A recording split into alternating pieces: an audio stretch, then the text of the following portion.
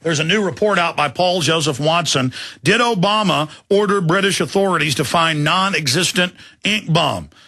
And local news is reporting that the police tested it, said it's not a bomb, and Obama went and gave a speech and said it was and called them, and they said, okay, yes, it is. I mean, Webster Tarpley is a doctor of history. He also is an economist, wrote the definitive works on Barack H. Obama, the unauthorized biography, and another research book on the subject. He wrote the unauthorized biography of George Herbert Walker Bush.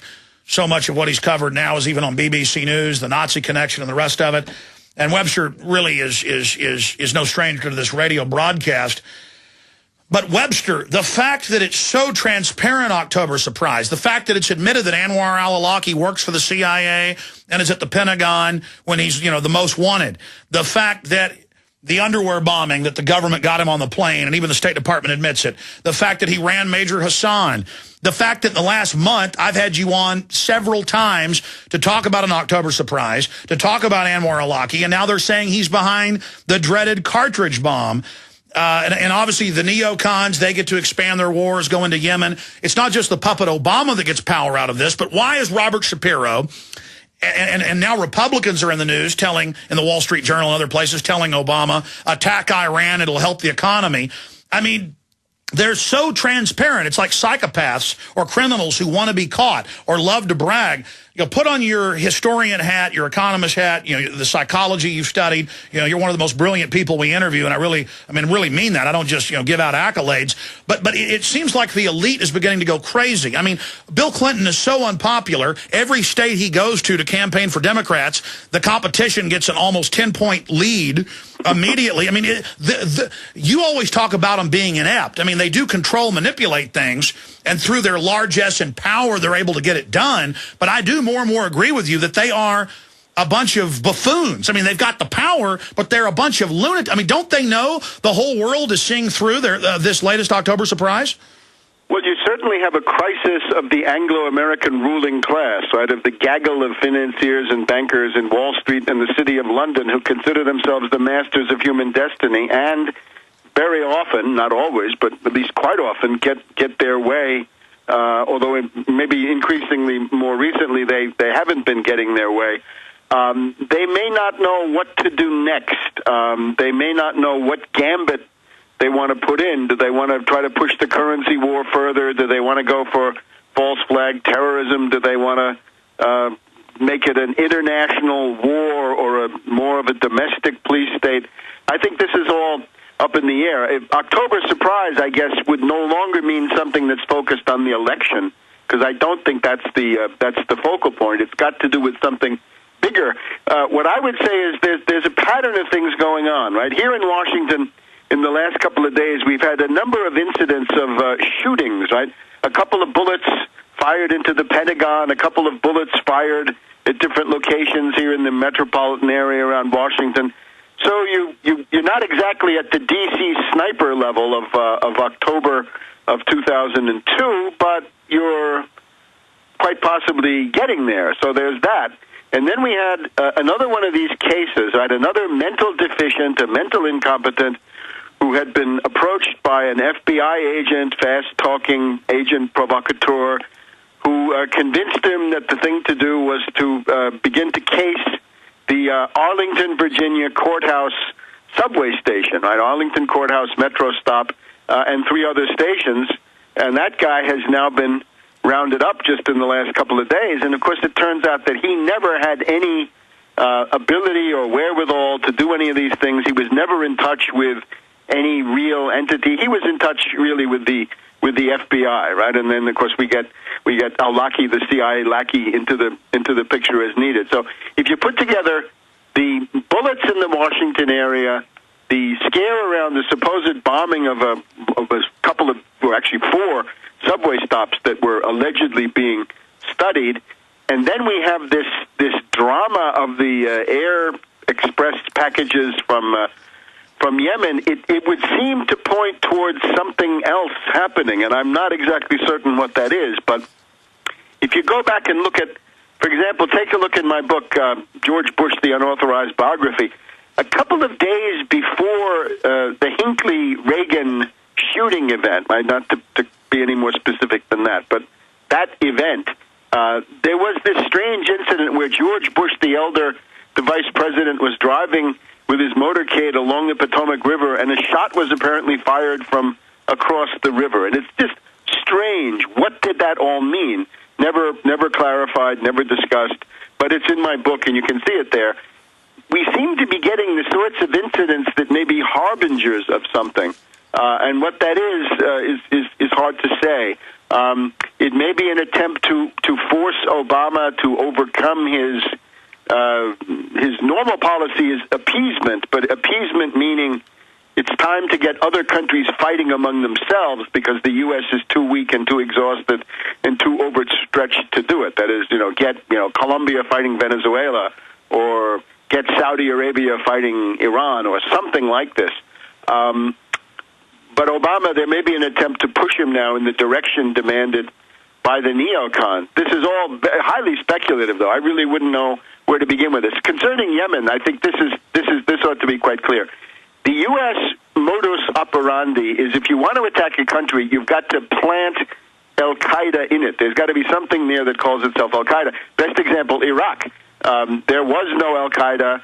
The U.S. Went to this Ansar enclave, an anti-Saddam Hussein enclave, and found this guy Zarqawi and made him into the head of al-Qaeda in Iraq. And just at the point when the BBC was saying, maybe there is no bin Laden, maybe this is all a myth, out comes Zarqawi saying, I love bin Laden, I pledge eternal loyalty to bin Laden, and so forth.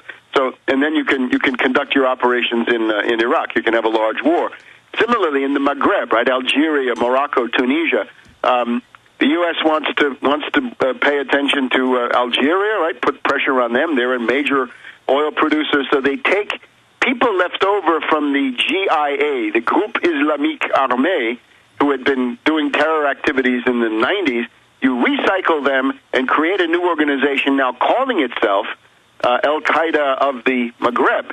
And then finally for Yemen, you look at the map, right? Yemen, it's down at the bottom of Saudi Arabia, and that port, Aden, is right there.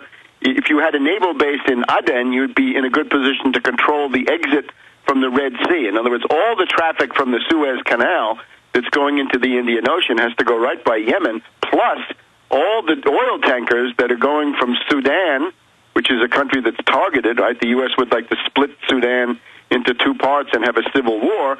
The oil goes from Sudan to China, and it has to go right by Aden, by Yemen. Now, in Yemen, you have the following situation. The government of Yemen is supported by Saudi Arabia. There are rebels in the northern part of the country who are supported by Iran. So it's a beautiful opportunity to play Saudi Arabia against Iran. But in order to be a player, you've got to have a chess piece on the board. So what did they do? This was amazing how they did it.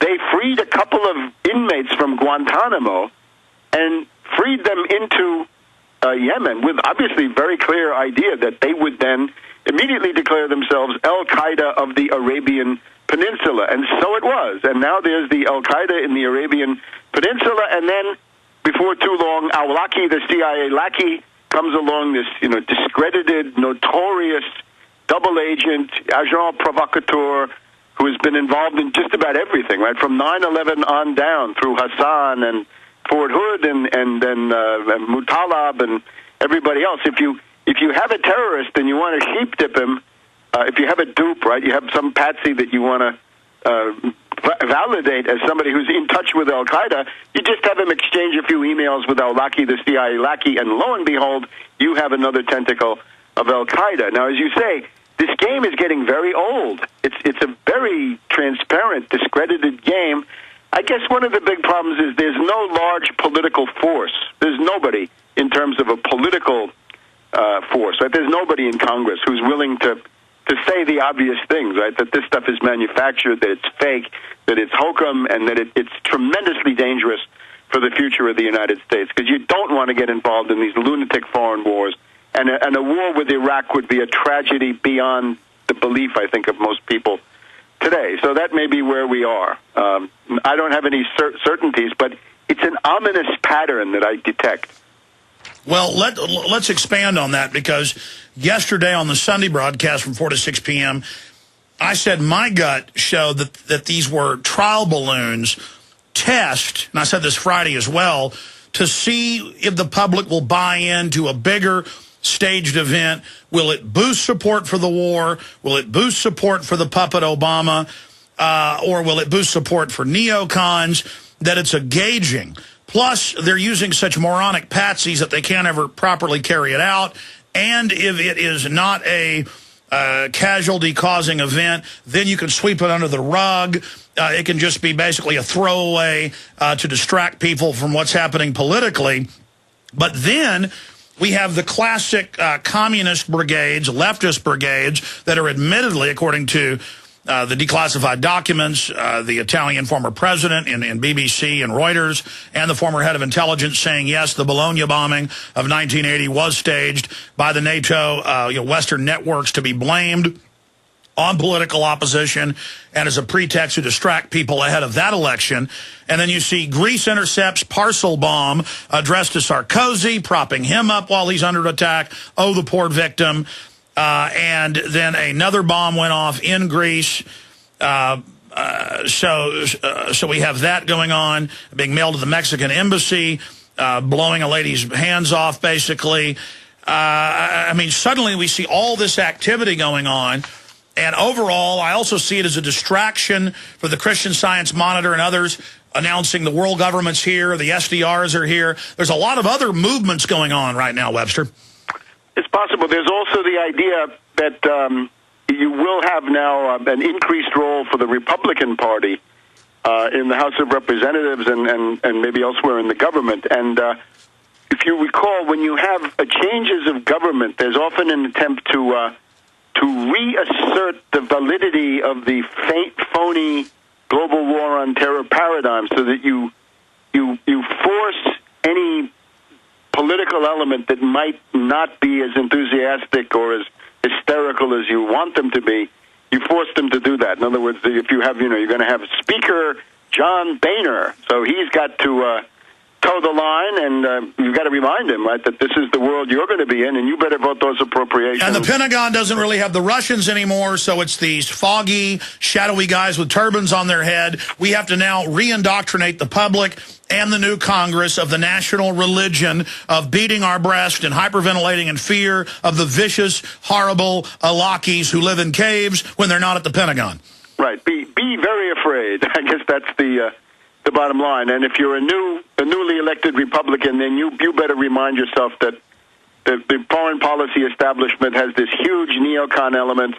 It's either going to be Brzezinski and his group or the neocons and their group, and between them they're bellicose in different ways. The neocons, they may see that this is part of their comeback, right? It may be the beginning to set the stage for General Petraeus to come in as the man on horseback. Oh, to save us from the Al-Qaeda bombs. Something like this. Hold on just a minute, Webster. We got to go to break. Oh, Petraeus, save me. Dun-dun, dun-dun, dun. The printer cartridge is killing me. It's got my arm. Help me. Petraeus, take my rights. Fondle my wife at the airport, naked body scan me, do whatever you have to. Hold on, we'll have to come back. I'm being attacked. Carl, the printer cartridge. Help me.